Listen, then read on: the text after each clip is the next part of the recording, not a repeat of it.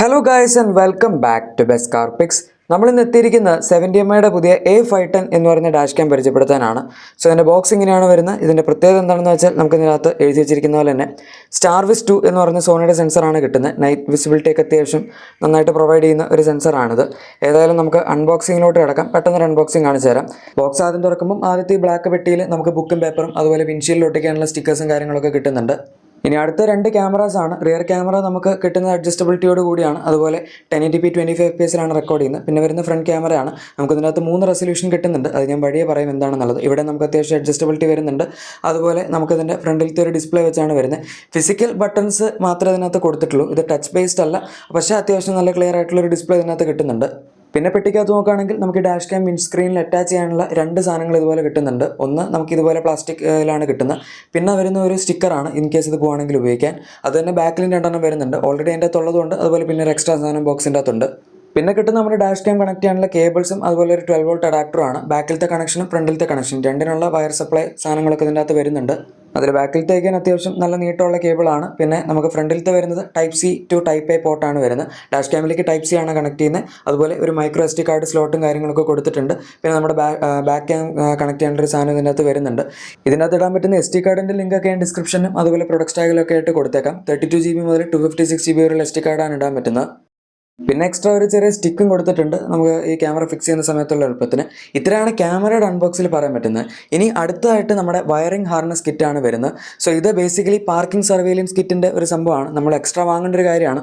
3000 രൂപയാണ് ഇതിൻ്റെ കോസ്റ്റ് വരുന്നത്. ഡാഷ് ക്യാമിൻ്റെ കോസ്റ്റ് 14000 രൂപയാണ് വിത്ത് റിയർ ക്യാമറ ഉള്ളത്.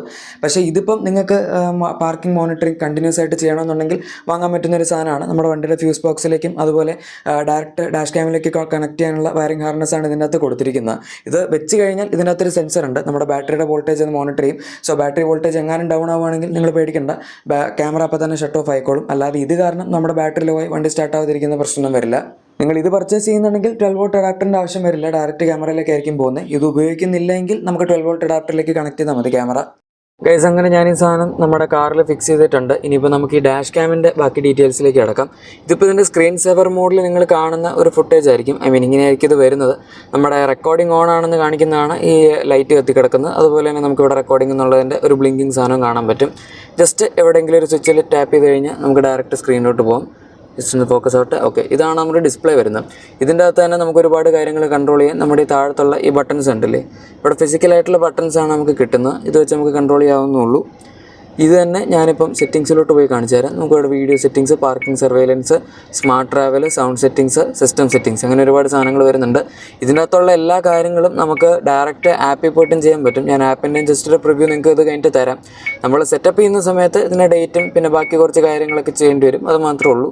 അത് കഴിഞ്ഞ് പിന്നെ സ്മാർട്ട് ട്രാവൽ എന്ന് പറയുമ്പോൾ ബൈ ദ വേ ഇതിൻ്റെ അകത്ത് അഡാസ് വരുന്നുണ്ട്. അഡാസിൻ്റെ അകത്ത് നമുക്ക് ഓൺ ചെയ്ത് ഓഫ് ചെയ്തിടാം. ഇതിനകത്ത് നമുക്ക് കിട്ടുന്ന എന്താണെന്ന് വെച്ചാൽ ലെയിൻ ഡിപ്പാർച്ചർ വാർണിംഗ് പറയും. അതുപോലെ ഫ്രണ്ടിലത്തെ വണ്ടി മൂവ് ചെയ്യുന്നുണ്ടോ മൂവ് ചെയ്യുന്നില്ല അതിൻ്റെ ഒരു അലേർട്ട് തരും. പിന്നെ കൊളിഷൻ വാർണിംഗ്, അങ്ങനത്തെ സാധനങ്ങളൊക്കെ നമുക്ക് ഇതിൻ്റെ അകത്ത് അഡാസിൽ കിട്ടുന്നുണ്ട്. പിന്നെ അഡാസിൻ്റെ ജസ്റ്റ് ഒരു ഡെമോൺസ്ട്രേഷൻ തരാം 3 ഫീച്ചേഴ്സിൻ്റെ.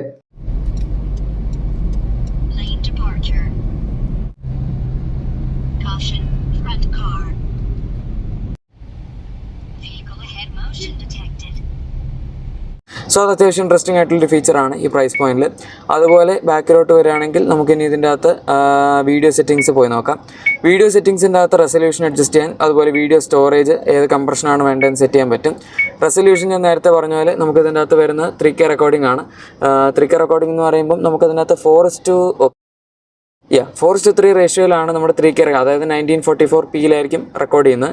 അത് കഴിഞ്ഞ് 2K റെക്കോർഡിംഗ് എന്ന് പറയുമ്പം നമുക്ക് 1440p റെക്കോർഡ് ചെയ്യുന്നത്. അത് പക്ഷേ 16:9 ആണ്.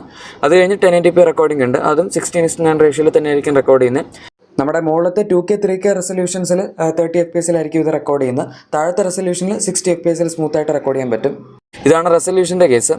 ബാക്ക് ക്യാമറയുടെ ഞാൻ ഓൾറെഡി പറഞ്ഞിരുന്നു 1080p 25fps അത് റെക്കോർഡ് ചെയ്യുന്നത്. ഇനി നമുക്കിവിടെ റെക്കോർഡിംഗ് ഡ്യൂറേഷൻ അഡ്ജസ്റ്റ് ചെയ്യാനുള്ള ഒരു സംഭവം വരുന്നുണ്ട്. 1 മിനിറ്റ് റെക്കോർഡിംഗ് വേണോ, 2 വേണോ, 3 വേണോ എന്നുള്ളതൊക്കെ നമുക്ക് ഇതിനകത്ത് സെറ്റ് ചെയ്യാം. അതായത് ഒരു റെക്കോർഡിംഗ് എത്ര നേരമായിരിക്കും എന്നുള്ളതാണ് സൂചിപ്പിക്കുന്നത്. ഇനി ഡീമിസ്റ്റിംഗ് നമുക്ക് വേണമെങ്കിൽ ഓൺ ചെയ്ത് വെക്കാം, മിസ്റ്റ് കയറാതിരിക്കാൻ. 70mm ലോഗോ വേണോ വേണ്ടോ എന്നുള്ളത് സെലക്ട് ചെയ്യാം. സ്പീഡ്, അതായത് നമ്മുടെ GPS, ഇതിനകത്ത് GPS ഉള്ള മോഡലാണ്. അതുകൊണ്ട് തന്നെ നമുക്കിതിൻ്റെ അകത്ത് ലൊക്കേഷൻ ട്രാക്കിങ്ങും കാര്യങ്ങളൊക്കെ വേണമെങ്കിൽ കിട്ടും. നിങ്ങളുടെ ഒരു റൂട്ട് മാപ്പും കാര്യങ്ങളൊക്കെ ഇത് കാണിക്കും എന്നാണ് നമ്മുടെ ഇതിനകത്ത് പറഞ്ഞിരിക്കുന്നത്. ഇതിനകത്ത് GPS സ്പീഡ് കാണിക്കാനുണ്ട്, അത് ഡെഫിനറ്റ്ലി ഉണ്ടാകും. പക്ഷേ ഇത്ര എക്സ്പെൻസീവ് ആയിട്ടുള്ള ഡാഷ് ക്യാം ആയതുകൊണ്ട് തന്നെ നമുക്ക് ബാക്കി GPS റിലേറ്റഡ് ആയിട്ടുള്ള ഫീച്ചേഴ്സും ഇതിനകത്ത് കിട്ടുന്നുണ്ട്. സോ അഗെയിൻ അതൊരു നല്ല കാര്യമാണ്. ബാക്കി റിഫ്രഷ് റേറ്റ് നമുക്ക് ഇവിടെ അഡ്ജസ്റ്റ് ചെയ്യാം. എക്സ്റ്റേണൽ ക്യാമറയുടെ മിററിങ്.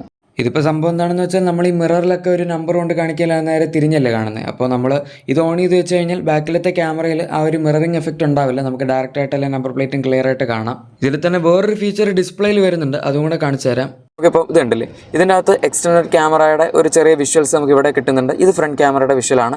നമുക്ക് റൊട്ടേറ്റ് ചെയ്യാൻ എളുപ്പമാണ്. ജസ്റ്റ് ഇവിടെ ഞെക്കി കഴിഞ്ഞാൽ റൊട്ടേറ്റ് ആയി.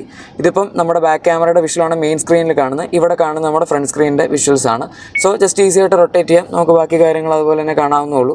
ഇതാണ് ഇതിൻ്റെ അകത്ത് നമുക്ക് സെറ്റിങ്സിൽ കിട്ടുന്നത്. ഇനി ഇതാ ഇവിടെ 3 ഓപ്ഷൻസ് കൊടുത്തിട്ടുണ്ട്. ഇത് എമർജൻസി വീഡിയോ റെക്കോർഡിംഗ് ആണ്. ഇത് നമ്മുടെ ഗാലറിയിലോട്ട് കയറാനാണ്. സെറ്റിങ്സ് ആണ്. ഇതിവിടെ തിരിക്കാനുള്ള ഓപ്ഷനാണ്. ഇനി സെറ്റിങ്സിൽ തന്നെ നമ്മൾ നേരത്തെ പാർക്കിംഗ് സർവൈലൻസ് കാണിച്ചില്ല. നിങ്ങൾ 3000 രൂപയുടെ കിറ്റ് എടുത്ത് വാങ്ങുകയാണെങ്കിൽ നമുക്ക് പാർക്കിംഗ് സർവൈലൻസ് മോഡ് കിട്ടും. ഞാൻ ഇപ്പോൾ ജസ്റ്റ് ഇത് എടുത്ത് കാണിച്ചു തരാം. നമുക്ക് ഇതിനകത്ത് ഡ്യൂറേഷൻ അഡ്ജസ്റ്റ് ചെയ്യാൻ പറ്റും. 2 മണിക്കൂർ, 4 മണിക്കൂർ, 8 മണിക്കൂർ, അല്ലെങ്കിൽ പാർക്കിംഗ് സർവൈലൻസ് ഓഫ് ചെയ്തിട്ടുണ്ടെങ്കിൽ അങ്ങനെയും ചെയ്യാം. അങ്ങനത്തെ ഓപ്ഷൻസ് വരുന്നുണ്ട്. അതുപോലെ തന്നെ താഴത്തേക്ക് വരികയാണെങ്കിൽ നമ്മുടെ കൊളിഷൻ ഡിറ്റക്ഷൻ ഇതിനകത്ത് ചെയ്യാൻ പറ്റും. പിന്നെ ടൈം ലാപ്സ് റെക്കോർഡിങ്, അതായത് നമുക്കിപ്പോൾ കണ്ടിന്യൂസ് ആയിട്ട് നിങ്ങളിത് പാർക്കിംഗ് സർവൈലൻസ് ഇടുക എന്ന് പറയുമ്പം കണ്ടിന്യൂസ് ആയിട്ട് വീഡിയോ റെക്കോർഡ് ചെയ്യാനായിരിക്കുമല്ലോ. അപ്പോൾ ടൈം ലാപ്സ് ഇട്ട് കഴിഞ്ഞാൽ നമ്മുടെ ആ ടൈം പെട്ടെന്ന് പൊക്കോളും. നിങ്ങളിപ്പോൾ 1 മണിക്കൂർ ക്ലിപ്പാണെങ്കിൽ ആ 1 മണിക്കൂർ മൊത്തം കണ്ടുകൊണ്ടിരിക്കേണ്ട ആവശ്യമൊന്നും ഉണ്ടാവില്ല. അങ്ങനത്തെ ഫീച്ചേഴ്സും നമുക്ക് പാർക്കിംഗ് സർവൈലൻസ് മോഡിനകത്ത് വരുന്നുണ്ട്. ഇത്രയും 3 കാര്യങ്ങളാണ് ഇതിനകത്ത് വരുന്നത്. ഓക്കെ, സോ ഇത്രയാണ് ഇതിൻ്റെ അകത്ത് നമുക്ക് ഇങ്ങനെ വെച്ചിട്ട് പറയാനുള്ളത്. ഞാനിപ്പോൾ ഏകദേശം എല്ലാം കവർ ചെയ്തെന്ന് തോന്നുന്നു. ഇനി നമുക്കിതിൻ്റെ ഡേ ടൈം റെക്കോർഡിംഗ് എങ്ങനെയുണ്ട് എന്ന് നോക്കാം. ആദ്യം തന്നെ നമുക്കിതിൻ്റെ ഏറ്റവും മാക്സിമം, അതായത് നല്ല റെസൊല്യൂഷനുള്ള 3K 30 FPS 4:3 റേഷ്യോയിൽ വിത്ത് HDR പ്രിൻറ്റ് വരുന്നതിൻ്റെ റെക്കോർഡിംഗ് നോക്കാം. സോ ഇതാണ് ആ ഒരു പ്രിൻറ്റ് വരുന്നത്. ഇതിനകത്ത് ഇപ്പോൾ നമ്മുടെ ഫ്രണ്ടിൽ പോകുന്ന പച്ചക്കറിയുടെ ഡിസ്റ്റൻസും നമ്പർ പ്ലേറ്റും എല്ലാം നിങ്ങൾക്ക് അത്യാവശ്യം വായിക്കാൻ പറ്റുന്നുണ്ടെന്ന് വിചാരിക്കുന്നു. നല്ല ക്ലാരിറ്റിയാണിത്. ഇനി അടുത്തത് വരുന്നത് നമ്മുടെ 2K 30 FPS റെക്കോർഡിംഗ് ആണ്. ഇവിടെ നമുക്ക് ഫ്രണ്ടിൽ കാണാം വേർസല്ല ഇക്കോ പോകുന്നുണ്ട്. അതിൻ്റെ ഫ്രണ്ടിലത്തെ നമ്പർ പ്ലേറ്റും ഇപ്പോൾ കുറച്ച് ദൂരേക്ക് പോകുന്നുണ്ട്. എന്നാലും നമുക്ക് സ്റ്റിൽ അത്യാവശ്യം നന്നായിട്ട് വായിക്കാൻ പറ്റുന്ന രീതിയിൽ തന്നെയാണ് പോകുന്നത്. ഇത് 16:9 റേഷ്യോ HDR ഫോമാറ്റിൽ തന്നെയാണ് റെക്കോർഡ് ചെയ്യുന്നത്. സോ നിങ്ങൾക്കിപ്പം സ്റ്റോറേജ് ലാഭിക്കണമെന്നുണ്ടെങ്കിൽ ഇത് അത്യാവശ്യം കുഴപ്പമില്ലാത്തൊരു ഓപ്ഷനാണ്. രണ്ടിനെയും നടുവിലായിട്ട് വരും. ഇനി അതല്ല, നിങ്ങൾക്ക് കുറച്ചും കൂടെ സ്റ്റോറേജ് ലാഭിക്കണമെങ്കിൽ നമുക്കിതിനകത്ത് 1080p 60 FPS റെക്കോർഡിംഗ് അവൈലബിൾ ആണ്. മറ്റിനകത്ത് രണ്ടെണ്ണത്തിലും നിങ്ങൾക്കറിയാം 30 FPS ആയിരുന്നു. ഇതിനകത്തേക്ക് വന്നപ്പോഴേക്കും കുറച്ചും കൂടെ സ്മൂത്ത് ആയിട്ടുള്ള 60 FPS റെക്കോർഡിംഗ് വരുന്നുണ്ട്. പക്ഷേ ഇതിൽ HDR ഇല്ല. 16:9 റേഷ്യോ തന്നെയാണ്. എഗെയിൻ ഫ്രണ്ടിൽ പോകുന്ന ആ ഒരു ഡിസയറിൻ്റെ നമ്പർ പ്ലേറ്റ് നമുക്ക് നോക്കാം. നിങ്ങൾക്ക് ഏകദേശം അത്യാവശ്യം വായിക്കാൻ പറ്റുന്നുണ്ടായിരിക്കും അത്. സോ ഏകദേശം അതാണ് ഇതിൻ്റെ ഫ്രണ്ട് ക്യാമറയുടെ റെക്കോർഡിംഗ് ക്ലാരിറ്റി വരുന്നത്. നമുക്കിപ്പോൾ 3 റെസൊല്യൂഷനിൽ ഞാൻ കാണിച്ചു. ഇനി അടുത്ത റിയർ ക്യാമറയുടെ ഫുട്ടേജിലേക്ക് വരുമ്പോഴേക്കും നമ്മുടെ ബാക്കിൽ ഒരു ക്രസ്റ്റ് വരുന്നുണ്ട്. അതിന് ഡിസ്റ്റൻസും അതുപോലെ നമ്പർ പ്ലേറ്റും ഒക്കെ വെച്ച് നിങ്ങൾക്ക് ഏകദേശം ഐഡൻറ്റിഫൈ ചെയ്യാൻ പറ്റുന്നുണ്ടായിരിക്കും. ദൂരേക്ക് വരുമ്പോഴും ഇപ്പോൾ വണ്ടി അത്യാവശ്യം ദൂരെയാണ്. ഇവിടെ നമുക്ക് 25 FPS 1080p റെസൊല്യൂഷനിലാണ് റെക്കോർഡ് ചെയ്യുന്നത്. ബാക്കിൽ HDR വരുന്നില്ല.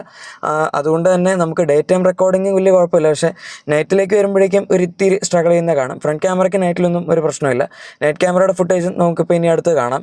ആദ്യം തന്നെ ഇതിൻ്റെ ഏറ്റവും പീക്ക് റെസൊല്യൂഷനായ 3K 30 FPS നമ്മുടെ 4:3 റേഷ്യോയിൽ വരുന്ന നൈറ്റ് ഫുട്ടേജ് കാണാം. ഇതിനകത്തിപ്പോൾ ഫ്രണ്ടിൽ വരുന്ന ഡിസയറിൻ്റെ നമ്പർ പ്ലേറ്റ് ഒക്കെ നമുക്ക് അത്യാവശ്യം വായിക്കാൻ പറ്റുന്നുണ്ട്. ഈവൻ ബ്രേക്ക് ലൈറ്റ് വരുമ്പോഴാണെങ്കിലും അധികം ആ ഒരു ലൈറ്റിൻ്റെ മറ്റേ ഈ ഫ്ലാഷ് പോലത്തെ എഫക്റ്റ് ഉണ്ടല്ലോ, അതിന് പറയുമായിരുന്നു, അതായത് സ്പ്ലിറ്റ് ആവുന്ന പോലത്തെ എഫക്റ്റ് ഒരുപാട് വരുന്നില്ല. നമുക്ക് നമ്പർ പ്ലേറ്റ് ഒക്കെ അത്യാവശ്യം വിസിബിളായിട്ട് ഈ ഒരു റേഷ്യോയിലാണെങ്കിലും കാണാൻ പറ്റുന്നുണ്ട്.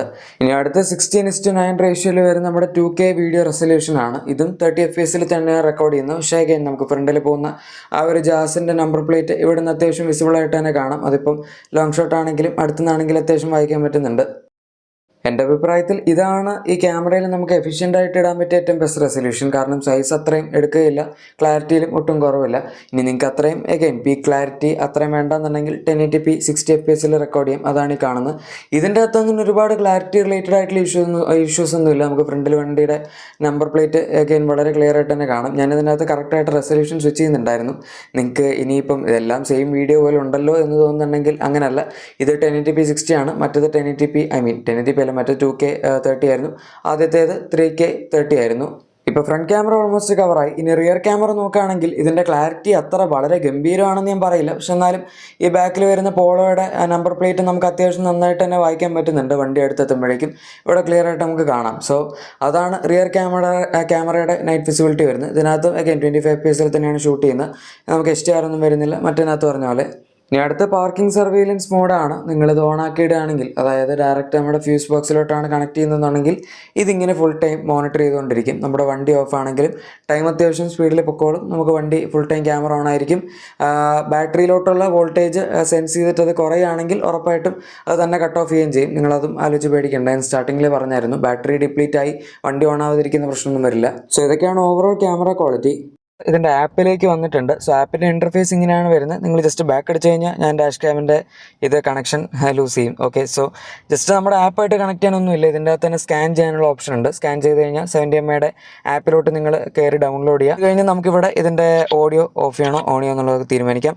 ഫോട്ടോ എടുക്കണ ജസ്റ്റ് ഒരു ഫോട്ടോ എടുക്കാം. ഇവിടെ നമുക്ക് സ്ക്രീൻ നമ്മുടെ ഡിസ്പ്ലേ സ്വിച്ച് ചെയ്യാനുള്ള ഓപ്ഷൻ ഉണ്ട്.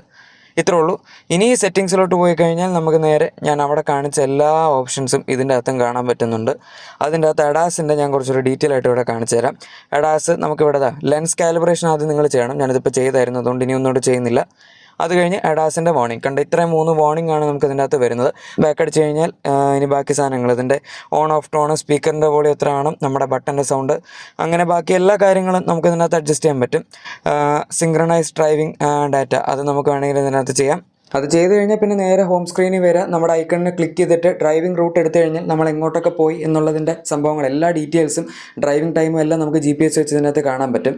ഇനി ബാക്ക് അടിച്ച് കഴിഞ്ഞാൽ ഫോർമാറ്റ് ചെയ്യാനും റീസെറ്റ് ചെയ്യാനുള്ള ഓപ്ഷൻ ഉണ്ട്. കംപ്രഷൻ റേഷ്യോ കാണിക്കുന്നുണ്ട്. അതുപോലെ നമ്മുടെ വീഡിയോ റെസൊല്യൂഷൻ നമ്മൾ മറ്റേ കാണിച്ച സെയിം സാധനം തന്നെ. ഇനി നമുക്ക് ബാക്ക് അടിച്ചിട്ട് ഡയറക്റ്റ് ഇതിൻ്റെ ആൽബത്തിലോട്ട് പോകാം.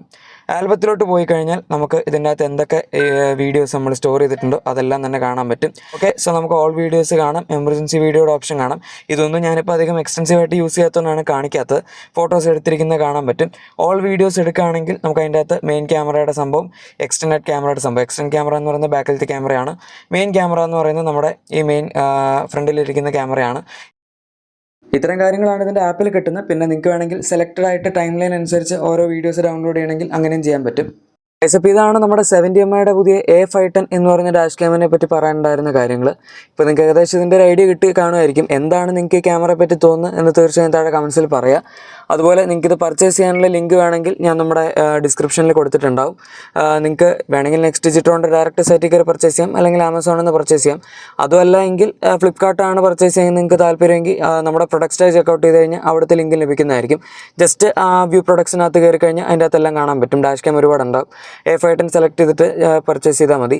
അതുപോലെ തന്നെ നമ്മുടെ SD കാർഡ്, ഇത് കോമ്പാറ്റബിൾ ആയിട്ടുള്ള SD കാർഡുകളും ഞാൻ താഴത്തെ ഡിസ്ക്രിപ്ഷനും അതുപോലെ പ്രൊഡക്റ്റ് സ്റ്റൈലൊക്കെ ആയിട്ട് ലിങ്ക് കൊടുക്കുന്നതായിരിക്കും. നിങ്ങൾക്ക് ഡയറക്റ്റ് കയറി വാങ്ങാം, വേറെ എവിടെയും പോയി തപ്പേണ്ട ആവശ്യം ഉണ്ടാവില്ല. പിന്നെ ഇതിൻ്റെ സർവീസിൻ്റെ കാര്യം, നിങ്ങൾക്ക് ചിലപ്പോൾ ഇനി ഇത് വാങ്ങുകയാണെങ്കിൽ ഇവിടുന്ന് സർവീസ് കിട്ടുന്നൊക്കെ ആലോചിക്കുന്നുണ്ടെങ്കിൽ നെക്സ്റ്റ് ഡിജിട്രോൺ ആണ് 70mm ഇന്ത്യയിലുള്ള സർവീസ് പ്രൊവൈഡർ. സോ എന്തെങ്കിലും ഇഷ്യൂസ് നിങ്ങൾക്ക് അത് വെച്ച് വരികയാണെങ്കിൽ ഞാൻ താഴത്തെ കോൺടാക്ട് ഡീറ്റെയിൽസ്, വാട്സാപ്പ് നമ്പർ, എല്ലാ കാര്യങ്ങളും കൊടുത്തേക്കാം.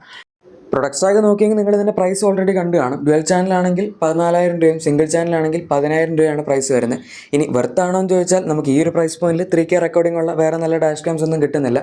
വേണമെങ്കിൽ നിങ്ങൾ കുറച്ചും കൂടെ ബഡ്ജറ്റ് എക്സ്റ്റെൻഡ് ചെയ്ത് നല്ല 4K ഡാഷ് ക്യാംസിലേക്ക് പോകേണ്ടി വരും. അതും ഇതിനകത്ത് എഡാസ് പോലുള്ള ഇഷ്ടംപോലെ നല്ല ഫീച്ചേഴ്സും വരുന്നുണ്ട്. ഗൈസ്, അപ്പോൾ ഇതാണ് നമ്മുടെ ഇന്നത്തെ വീഡിയോ. നിങ്ങളുടെ എക്സിസ്റ്റിംഗ് വാഹനത്തിന് എന്തെങ്കിലും ആക്സറീസോ ക്ലീനിങ് പ്രോഡക്ട്സ് ഇതല്ലാതെ വേറെ എന്തെങ്കിലും വേണമെങ്കിലും നമ്മുടെ പ്രൊഡക്ട്സ് ടാഗ് ചെക്കൗട്ട് ചെയ്തോളുക. പിന്നെ വീഡിയോ ഇഷ്ടപ്പെട്ടെങ്കിൽ ഉറപ്പായിട്ടും ലൈക്കും സബ്സ്ക്രൈബും ഷെയറും കൂടെ ചെയ്തേക്കാം. നമുക്ക് മറ്റൊരു വീഡിയോയിൽ കാണാം. അതുവരെ thank you for watching my video and good bye.